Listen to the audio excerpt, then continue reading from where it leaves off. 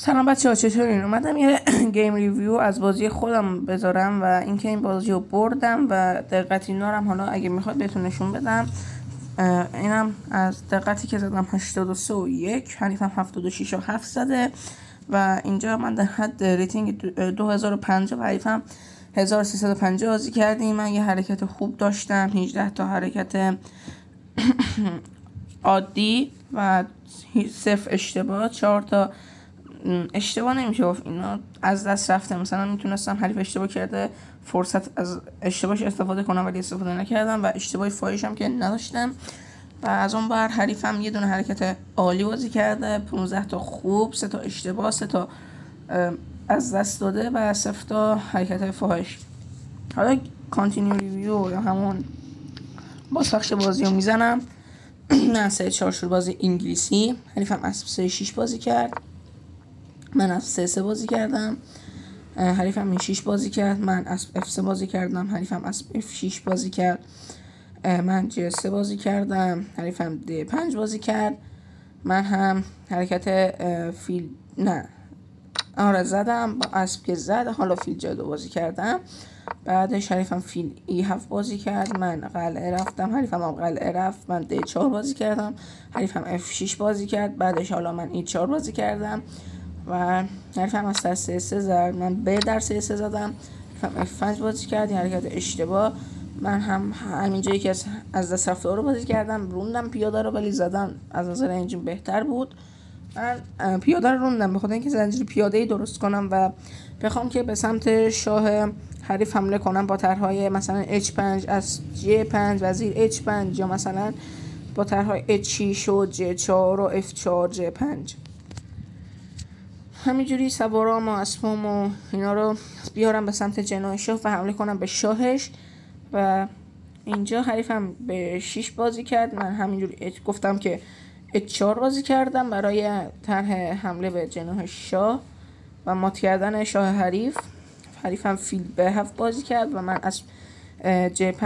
حریفم وزیر به 7 بازی کرد و من اینجا وزیر H5. حریفم فکر کنم H6 بازی کرد، بله.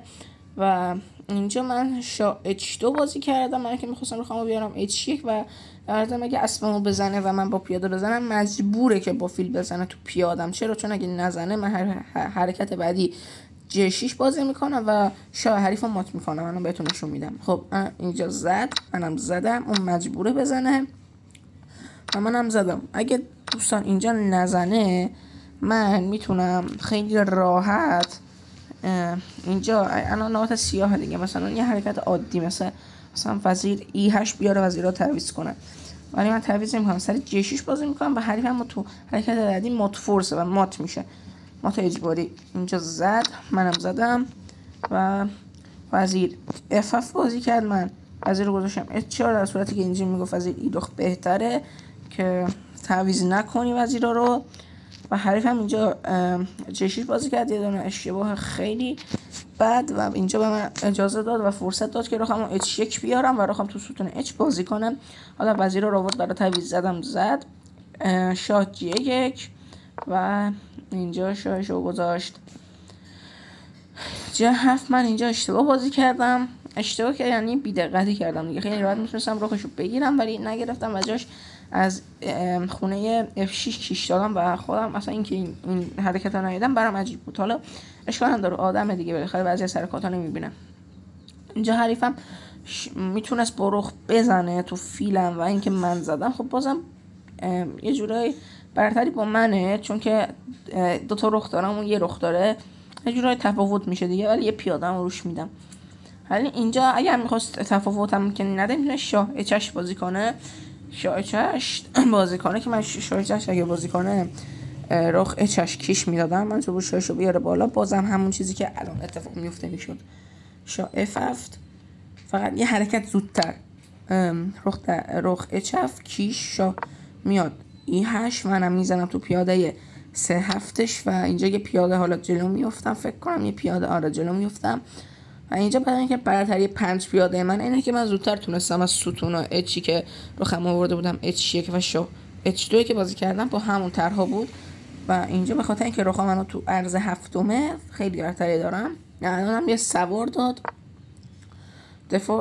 فیلش رو دفاع کرد، ولی خب نمیدونست که من میتونم خیلی راحت فیل در اسب بزنم و وقتی که اون هم فیل در فیل زد رخ در فیل بزنم و یه سوار کامل جلو بیفتم به اضافه یه پیاده. و همینجوری زدم پیاده‌ش رو کیش دادم. بعدش اومدم این دفعه اینجا کیش دادم و رخم رو گذاشتم G7 که پیاده رو بگیرم.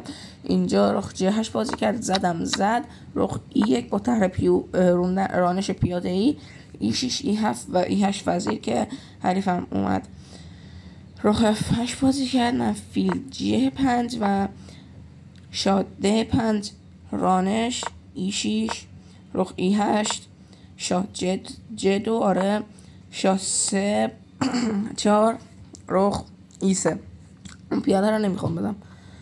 من حریفم B5 من فکر کنم شاه F3 آره B4 زد شاه آوردم تو خونه F4 اونم پیادم رو زد. منم فیل کیش بعدش شاه D5 و شاه خونه G5 پیاده رو بگیرم که رخ در E6 رخ در E6 شاه در E6 و شاه در G6 شاه D5 بازی کرد، پیاده‌شو زدم و اینجا تسلیم شد.